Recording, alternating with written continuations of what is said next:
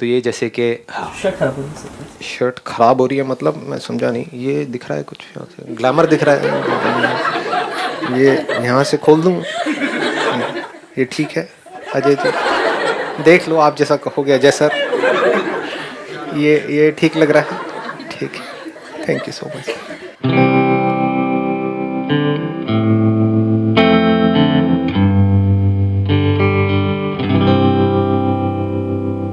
आप में से कितने हैं जो स्कूल्स में पढ़ाते हैं और कितने जो कॉलेज स्टूडेंट्स को पढ़ाते हैं?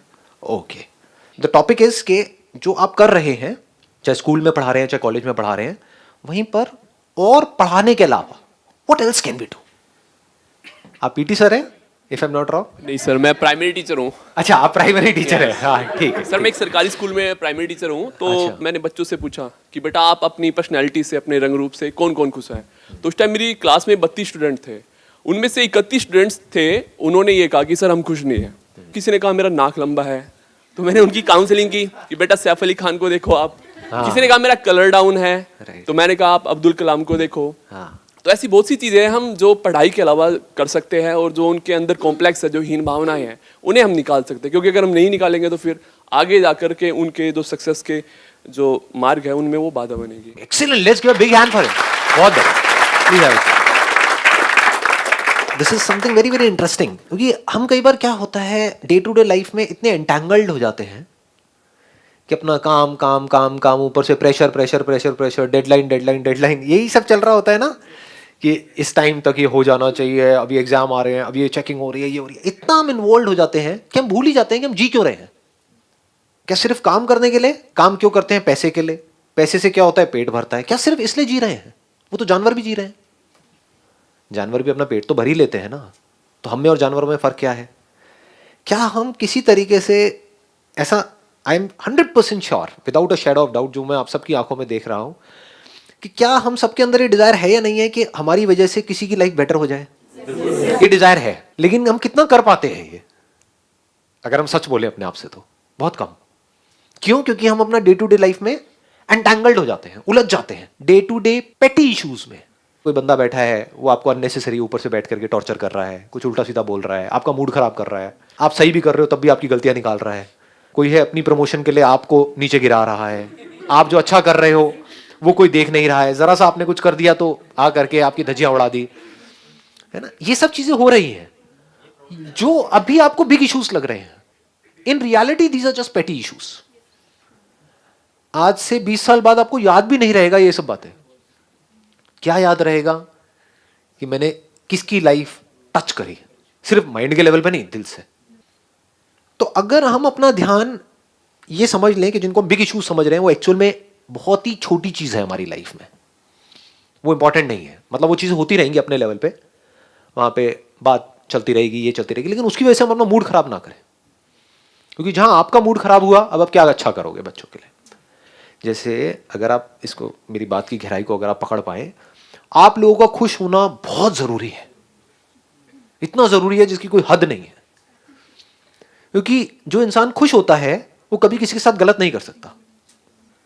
क्या ऐसा पॉसिबल है कि आप कहो कि मेरा आज मूड बहुत ही अच्छा है, मैं तुझे मार करके तेरे छोटे छोटे टुकड़े करके फिर तुझे खाऊंगा?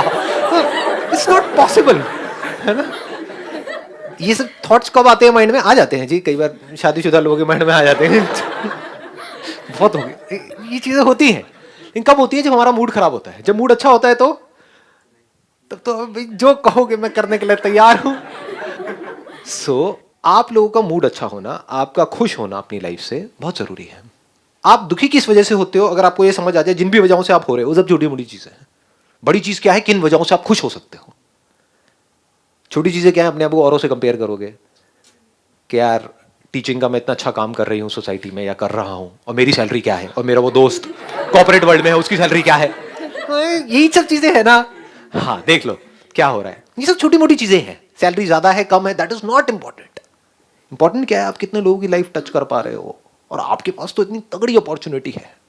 मतलब अगर आप मेरी नजर से देखोगे तो इससे बेटर कोई प्रोफेशन हो नहीं सकता अगर किसी ऐसे इंसान के लिए, अगर वो दिल से खुश रहना चाहता है तो। क्योंकि आप बच्चों के कांटेक्ट में हो, कॉर्पोरेट वर्ल्ड में आप खच्चरों के कांटेक्ट में हो, सारे फ्रस्ट्रेटेड। एटलीस्ट ये बच्चे फ्रस्ट्रेटेड नहीं है। जहां आप हल्के से खुश हुए, आप कभी नोट करना, आपका मूड अच्छा हुआ, बच्चे और खुश हो जाते हैं। अरे आज तो मजा आ गया, मैम का मूड अच्छा है। होता है ना ये चीज। हाँ, लेकिन अगर आप कॉर्पोरेट वर्ल्ड में हो, चाहे आप कितना मर्जी कमा रहे हो, वहां अगर आप खुश हुए ना,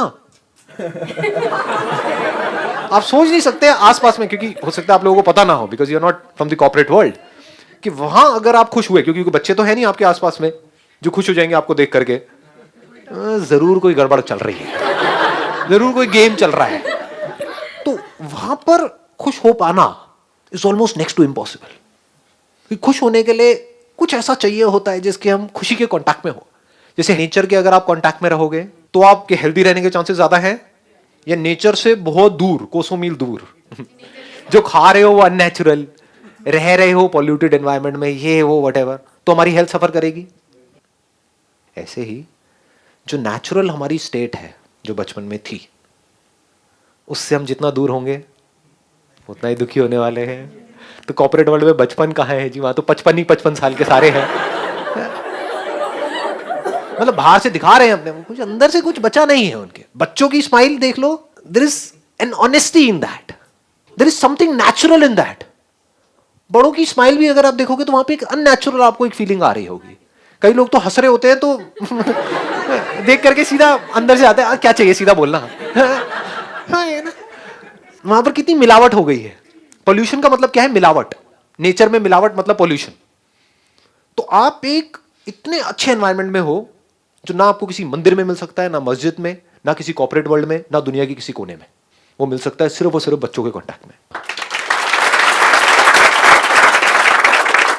वहां पर भी आप कुछ नहीं हो अपनी लाइफ से तो कहां खुश होगे? मुझे मेरी समझ से परे है।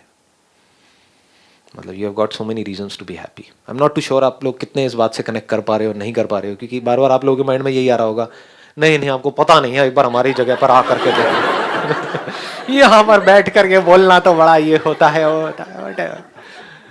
Hello sir. सर आपने, मुझे नहीं पता औरों की लाइफ चेंज की है कि नहीं की, लेकिन मेरी लाइफ और मेरी बेटी की लाइफ ज़रूर चेंज की है। और वो अभी कॉलेज में आई है और she is got a 96% in medical. और वो सिर्फ आपकी वजह से हुआ, क्योंकि उसको मैंने आपकी वीडियोस में 4 साल से देख रही हूँ और 4 साल से मुझे एक बात समझ आ गई कि कोई भी बच्चा हो, चाहे वो स्कूल का हो, चाहे वो मेरा खुद का स्टूडेंट हो, उसको इतना खुला छोड़ो कि उसको ये पता चल जाए कि ये करूँगा तो ये गलती मैंने की है, वो अपनी रिस्पॉन्सिबिलिटी खुद ले सके। हम टीचर्स क्या करते हैं कि हम उनकी कमियां तो उनको एहसास करा देते हैं, लेकिन जहाँ पे उनको अप्रिशिएट करना होता है वहाँ पे हम बैक ऑफ कर जाते हैं कि हमारी वैल्यूज कम ना हो जाए। Let's give a big hand for. Thank you very much. बहुत बढ़िया। हाँ, आप बोलिए। इन्होंने प्लीज बोल दिया तो मैं कुछ बोल नहीं सकता। सर मैं छोटे बच्चों से डील करती हूँ, 3 to 4 years जो ओल्ड होते हैं। तो नो डाउट सर, जो उनके चेहरे पे स्माइल होती है और मॉर्निंग में आके इतना अच्छा लगता है, क्योंकि एक हैबिट क्लास में मैंने बनाई हुई है कि टीचर को गुड मॉर्निंग विश करने के बाद सबसे पहले तो यही बात करनी है, I love you my class. So revert मुझे मिलता है आई लव यू मैम। तो वो इतना अच्छा होता है मॉर्निंग में, इतना रिफ्रेशिंग लगता है कि वाओ, कोई तो है जो मुझसे प्यार करे इतना ज़्यादा। एंड सेकेंडली सर, ये होता है कि अगर आप बच्चों को ये बोल देना, कुछ भी वो कर रहे हैं क्लास में, सिर्फ एक बार ये बोलें इट्स ओके बेटा, रिलैक्स, कुछ नहीं होता। क्योंकि छोटे बच्चे हैं, वो कभी यूरिन पास कर देते हैं, कभी पॉटी कर देते हैं, एंड ऐसे डर जाएंगे कि जैसे पता नहीं क्या हो गया। बट एक्सप्रेशन से पता चल जाता है कि 10 years होने वाले हैं अब एक्सपीरियंस में। तो एक्सप्रेशन से जैसे ही पता चलता है तो मैं कहती हूँ इट्स ओके बेटा, पॉटी निकल गई, कोई बात नहीं, क्लीन हो जाएगी। हमारी भी निकल जाती है। आते हैं एडल्ट डाइपर्स आते हैं। हाँ, तो इनको बता सकते हो कि हाँ भाई, तुम्हें क्या पता, तुम्हारे दादाजी की भी निकलती है। मैजिक वर्ड में जैसे हम कहते हैं ना सॉरी और थैंक यू, हम ये यूज़ करते हैं। और मैजिक वर्ड में हम ये भी वर्ड ऐड कर सकते हैं, it's okay. It's okay, it's okay बेटा, रॉन्ग हो गया, क्या हो गया, फिर हम सीख लेंगे। अब आपकी सुन भी लेते होंगे, प्लस जाकर के घर में बताते होंगे हक फेवरेट करते मैम, हैं, सर, हक सारे करते बच्चे हैं, मेरी फेवरेट किस मैम, करेंगे फेवरेट कि मैम मैम। आप बहुत अच्छे हो, और मैं नहीं आती हूँ तो वो इतना रोते हैं फिर उसके बाद। बहुत ज़्यादा। गीता मैम क्यों नहीं आई, गीता मैम क्यों नहीं आई। अरे वाह जी वाह, आप तो छा गए, आप पूरी इंडिया की गीता मैम बन गए। आपको खुद को नहीं पता है अभी, व्यूज लाखों लोग इस वीडियो को देखने वाले हैं। गीता मैम क्यों नहीं आई? गीता मैम आज यहाँ पर आई, मैं भी खुश हो गया, बच्चे का मैं खुश हूँ। आई एम सो ग्लैड कि आप यहाँ पर आए. Thank you so much. Same here sir, same here. Hello sir, मैं थोड़ा सा मतलब इन द सेंस कि मैं ड्रामा पढ़ाती हूँ when it comes to teaching children, क्योंकि हम पढ़ा नहीं रहे होते हैं. एक है इम्प्रोवाइजेशन, एंड आज की डेट में भी बच्चे उस चीज़ को इतना इंजॉय करते हैं क्योंकि वो उनका पर्सपेक्टिव होता है. हम हमेशा मेरा पर्सपेक्टिव, ये देखो, ये मेरे तरीके से देखो, हम हमेशा इस चीज़ में डिफ़र कर जाते हैं कि हम कभी ये नहीं सोचते कि बच्चे का पर्सपेक्टिव क्या है. तो कहीं ना कहीं इम्प्रोवाइजेशन जो पूरा टर्म है, तो वो इसी बात के बारे में बात करता है कि मुझे उस सिचुएशन के बारे में क्या लगता है. तो वहीं से दूसरा टर्म आता है हियर एंड नाउ. ड्रामा का सबसे इंपॉर्टेंट होता है हियर एंड नाउ. हम एज एन एक्टर हम बड़ा प्रिपेयर करके चलते हैं कि जी ऐसा मेथड एक्टिंग और ये और वो, बट हम ये भूल जाते हैं कि जब उस मोमेंट पे कुछ भी हो सकता है. इट्स अ लाइव फॉर्म, कुछ भी हो सकता है. और होता ही है. होता ही है. सो उस टाइम पर वो जो हियर एंड नाउ है ना, कि हाँ मैं यहाँ पर हूँ और मैं यहीं पर हूँ, वो मोमेंट जीना वो बहुत इंपॉर्टेंट है. Let's give a big hand for her. आपने जो बातें कही हैं वो बड़ी इंटरेस्टिंग है, और वो सिर्फ जो आप कर रहे हैं वहीं पर रेलेवेंट नहीं है, यानी कि थिएटर में, ड्रामेटिक्स में वहीं पर रेलेवेंट नहीं है, ये ओवरऑल लाइफ में भी बहुत रेलेवेंट है. एक आपने बोला इम्प्रोवाइजेशन, कि लाइफ में हमेशा वैसा नहीं होता है जैसा हम सोचते हैं. और ये कोई, मैं हवा में बात नहीं कर रहा हूं, ये आप सबका एक्सपीरियंस है, हमारा सबका एक्सपीरियंस है. हमने लाइफ में जैसा सोचा, क्या वैसा हुआ हमारे साथ में? क्या जैसा हम चाहते हैं वैसा होता है? तो जब वो ना भी हो, तो जो है उसी में खुश हो जाना इज इम्प्रोवाइजेशन. इम्प्रोवाइजेशन मीन्स कि कहीं पर कुछ गड़बड़ हो गई है, या कोई सिचुएशन है which is kind of monotonous, कुछ बोरिंग है, उसको इंटरेस्टिंग कैसे बनाया जाए. दूसरा आपने कहा हियर एंड नाउ. इससे बड़ी चीज कोई हो नहीं सकती. तो मे बी अपनी क्लास में कुछ बीच बीच में सिर्फ 5 मिनट के लिए, कि जो है बस उसके बारे में हम बात करेंगे. कुछ ऐसा जो है इस क्लास में, लेकिन आज से पहले किसी ने ऑब्जर्व नहीं किया, आप करो और बताओ.